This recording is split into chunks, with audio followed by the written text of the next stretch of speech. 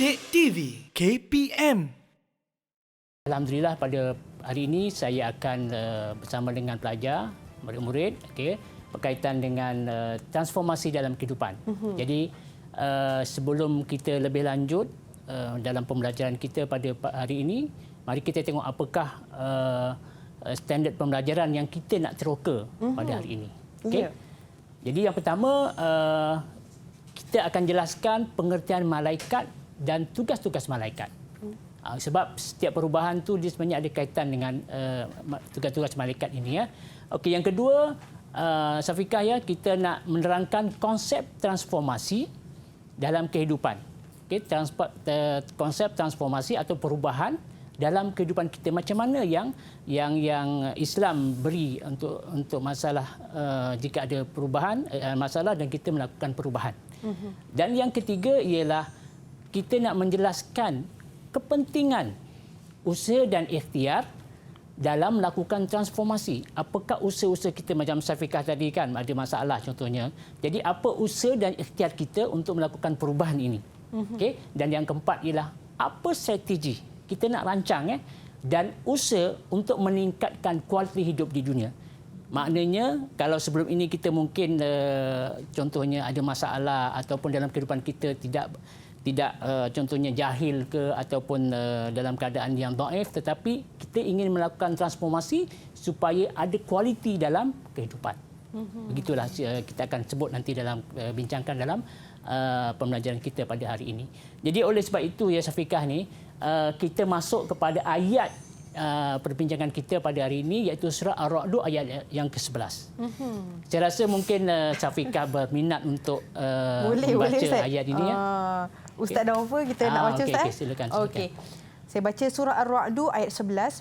A'udzu billahi minasyaitonir rajim. Bismillahirrahmanirrahim.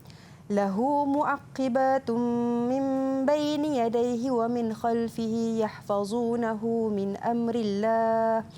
Innallaha la yughayyiru ma biqaumin hatta yughayyiru ma bi anfusihim.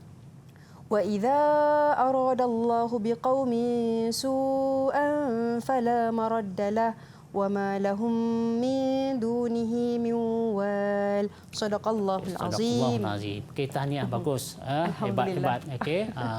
Kalau boleh murid-murid di rumah juga baca macam Syafiqah ni baca, cukup bagus ya. Okey, terbaik 5 bintang. 5 bintang, alhamdulillah. Okay, 5 bintang. Baik Ustaz. Jadi mungkin kita tak berapa memahami maksud ayat ini. Jadi mari kita tengok apakah maksud atau kehendak ayat ini. Okey. Okey. Jadi di sini sebenarnya ada 2 poin. Yang pertama, ayat yang pertama tadi, maknanya bagi tiap seseorang, maknanya antara kita ini, ada malaikat penjaga silih berganti. Dari hadapan dan dari belakangnya. Maknanya malaikat akan menjaga kita. Dan mereka ini mengawasi dan menjaganya dari suatu bahaya. Maknanya kita boleh faham di sini, malaikat ini sentiasa menjaga kita daripada kita ditimpa musibah dan sebagainya. Dengan perintah Allah. Dengan perintah Allah. Sesungguhnya Allah SWT tidak mengubah. Ini ayat yang kita familiar, kita dengarlah. Innallaha la yughayyiru ma biqaumin.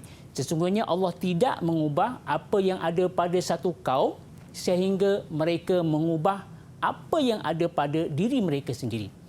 Dan apabila Allah Subhanahu Wa Taala menghendaki untuk menimpakan kepada satu kaum bala bencana, mungkin contohnya banjir, kebakaran, kemarau dan sebagainya, disebabkan kesalahan mereka sendiri, maka tiada siapa pun yang dapat menolak atau menahan apa yang ditetapkan Allah itu. Maknanya kita sekadar redha sajalah apa yang Allah Ta'ala timpakan kepada satu kaum itu. Dan tidak ada siapa pun yang dapat menolong dan melindungi mereka selain daripada Allah Subhanahu Wa Taala. Jadi kita boleh faham jadi Syafiqah, maknanya sesuatu peristiwa yang berlaku pada suatu kaum itu ataupun musibah sebenarnya disebabkan oleh kaum itu sendiri.